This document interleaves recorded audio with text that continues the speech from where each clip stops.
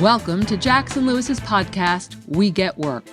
Focused solely on workplace issues, it is our job to help employers develop proactive strategies, strong policies, and business-oriented solutions to cultivate an engaged, stable, and inclusive workforce.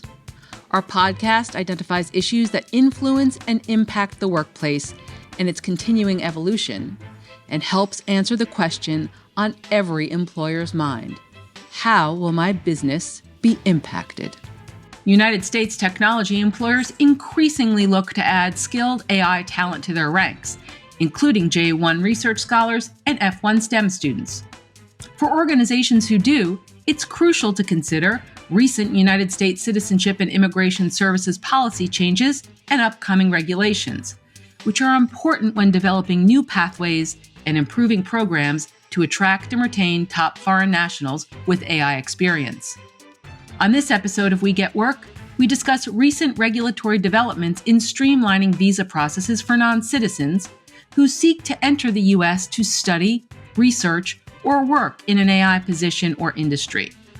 Our hosts today are Jessica Lang, principal in the Boston office, and Kimberly Bennett, associate in the Pittsburgh office of Jackson Lewis and members of the Immigration Group. Jessica and Kimberly, the question on everyone's mind today is, what is the new guidance on immigration of AI and STEM workers, and how does that impact my business? So, Kimberly, we have been hearing a lot about the Executive Order 14110, sometimes referred to as the AI Executive Order. What do these changes mean for our tech clients? How can we utilize some of these changes to capitalize in bringing foreign national talent to the U.S.? Obviously, AI and these emerging technologies in the tech fields rely on innovation to drive the market and to lead the U.S. How can we, as employers, use these resources to innovate and kind of lead the sector in the U.S.? What are some of the key proposals that have been announced with the executive order? Yeah, so Jessica, broadly speaking, this executive order is recognizing STEM and the importance of STEM and making it clear that the U.S. is going to implement different measures to try to attract foreign talent, particularly in certain STEM fields. So, for instance, the executive order includes provisions to streamline visa processes for non-citizens who are seeking to enter the U.S. that are going to be working in certain STEM fields, including studying or researching AI. There's also language discussing adding highly skilled talent in AI for J1 research scholars, F1 students in STEM fields, adding those fields to a list of key fields of importance to the United States. There have also been some changes to the H-1B program. We can discuss that a little bit more together. And then also, USCIS itself is going to be implementing some AI tools that will hopefully help speed up processing times and maybe make things a little bit easier for the USCIS adjudicators as well. Although, as I think you'll be discussing, we do want to caution that those AI tools that immigration implements may cause a little bit more scrutiny that we need to be mindful of. So maybe actually let's start there. Do you want to talk a little bit about some of the changes that USCIS is implementing regarding the use of AI tools? Yeah, so USCIS has been a bit behind the times in adapting to some of the newer technologies. So I think the focus in incorporating some of these technologies will hopefully be beneficial in training adjudicators and providing kind of consistent basis for criteria points amongst the officers, as we've traditionally seen kind of a gap or disparity between different service centers that are adjudicating these petitions. So one thing hopefully it will help to do is provide significant training resources for the officers who look to these fields. What we've typically noticed is that they're not necessarily AI and tech experts themselves. So perhaps, having training on these specific fields will enable them to be more proactive in understanding the petitions that they're reading, and success rates will go up, and we'll be able to bring people here sooner, as we hopefully also within that see USCIS's processing times reduce. So as they put together some of these online filing systems and move towards some of these electronic processes, we are hopeful that they will also be reducing the processing times overall to sort of streamline how employers can bring foreign nationals to the US and then how they can keep them here more long term. Within that, there's a huge push for obviously the modernization of the H-1B program, which we've seen significantly change in the past few years. Do you want to speak a bit about what we've seen implemented on that front for the H-1B? Yeah, absolutely. So for the past few years, we've been able to utilize the online H-1B CAP registration for the annual lottery process, which really has made everyone's lives a lot easier when it comes to H-1B CAP season. But over the past year, we saw some additional changes that they had made to that online registration system following a few years of a lot, and I mean a lot of registrants, and according to USCIS, a lot of fraud. So they made some changes over this past year. In March 2024 was the first year that they had what they called more of a beneficiary-centric selection process. So previously, companies could enter H-1B lottery registrations for, an employee or a prospective employee, and then another employer could also do the same for that same beneficiary, for that same person. There were companies putting in registrations potentially for the same person multiple times using different entities.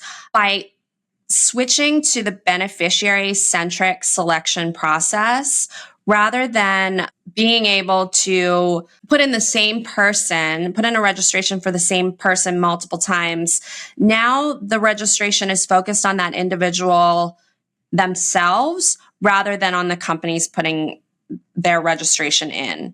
And why did this change things? I mean, it sort of eliminates the incentive for companies to say, register someone using entity A and then register them again using subsidiary B and then register them again using affiliate C.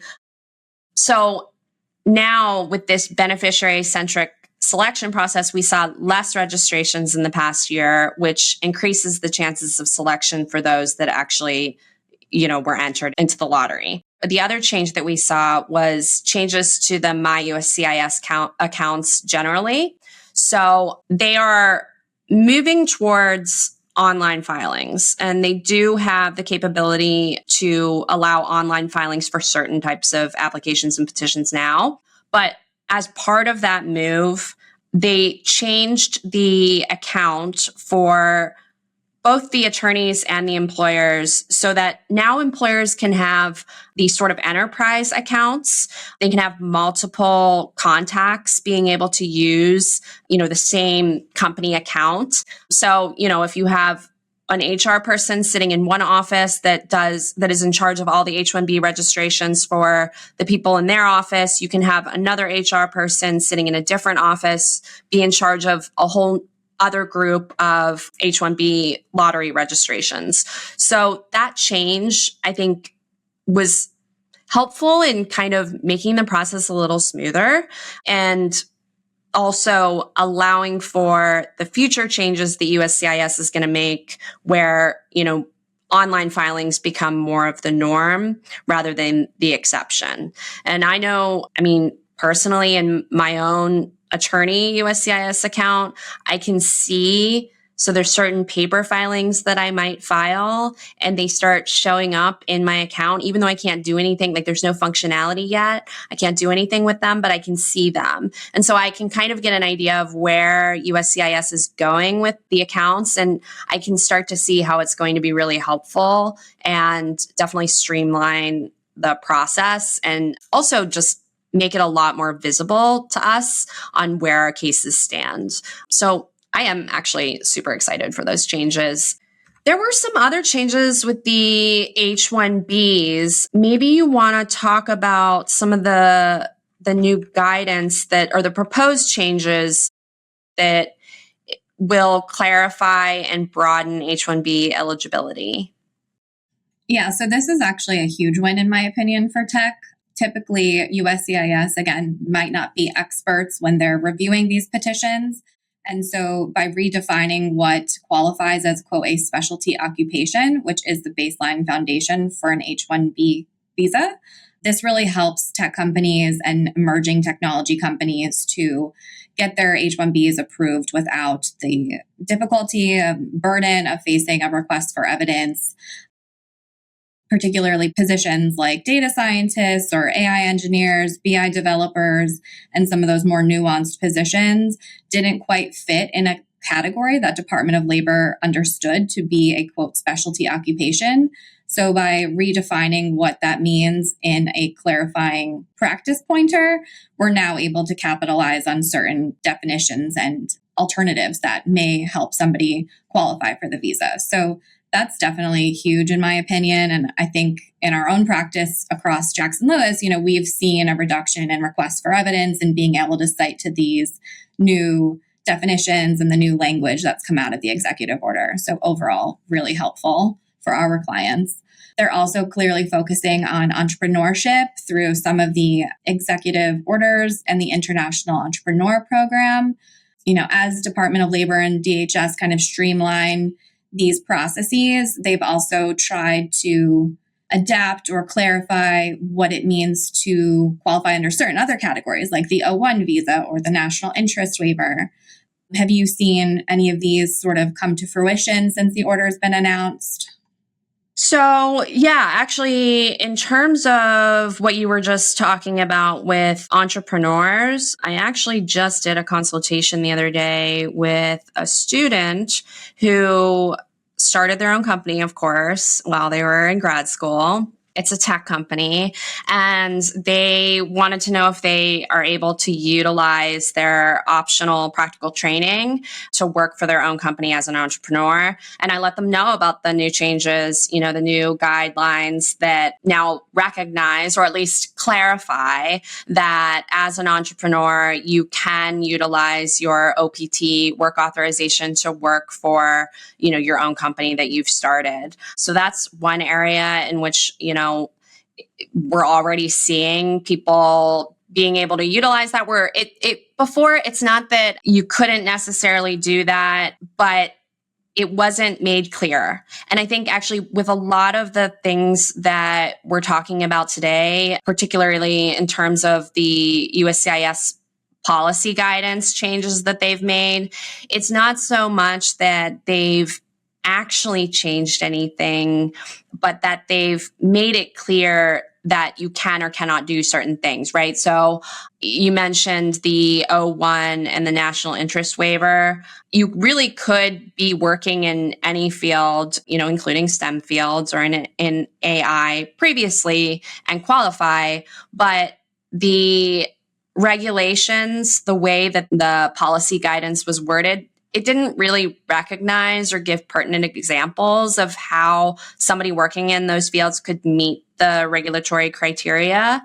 And the new guidance really just makes it more clear so that it's easier for people in those positions to make the argument that they qualify. For example, an entrepreneur that's working in a startup, one of the criteria for both the O1 and the EB1 extraordinary ability classifications are arguing that you command a high salary. For an entrepreneur who maybe doesn't yet have a salary, how do they prove that? Well, the new policy guidance gives an example where if you're an entrepreneur in a startup, you might be able to show evidence that you have equity holdings or that you've won, a government grant. And so it's those little changes and those small examples that USCIS is giving that are really going a long way to help broaden the potential eligibility for people. I mean, it makes it clearer for both the officer adjudicating the petition, and it makes it clearer for people who think, okay, I might want to apply because it looks like I might be eligible now that I can see there's these certain examples that I could meet. Yeah, almost like an attitude shift that we're seeing with the government kind of putting focus and importance on these fields and helping the US, remain competitive and drive these innovations because they're finally proactively telling us that they recognize the significance, which in the past has been difficult to get them to do. Yeah, in the EB2 national interest waiver context, I mean, they even outlined the factors that they're considering. So specifically, if you're applying for a national interest waiver, they highlighted the significance of letters from government agencies or quasi-government entities, and that STEM graduates that are working in a critical or emerging technology field would have an especially positive factor in when balancing all of the factors of the petition. Advanced STEM degree holders that are working in those critical fields have a strong positive factor. An entrepreneur who is self-employed and won't be adversely affecting U.S. workers is another factor that they'll consider. So really, again, like we were just saying, it's not necessarily a new policy, more that it's clarifying and making it much easier for people to make the arguments that they want to make about their eligibility.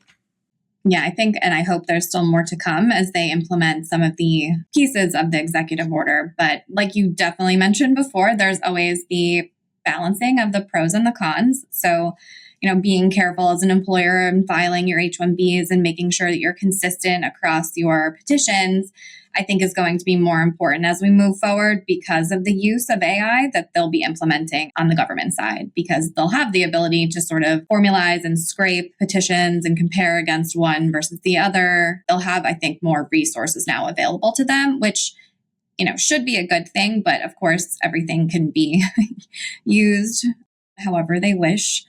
So I think also being cognizant and being really vigilant as employers who do sponsor foreign nationals, whether it's the H-1B or STEM OPT, the O-1, as you mentioned, or all the way through EB-1 and national interest green cards, we really have to be careful and make thoughtful choices when submitting petitions and when sponsoring foreign nationals, because as much as we are seeing changes made for the good, there will be more scrutiny placed on these petitions as they have more of these resources implemented.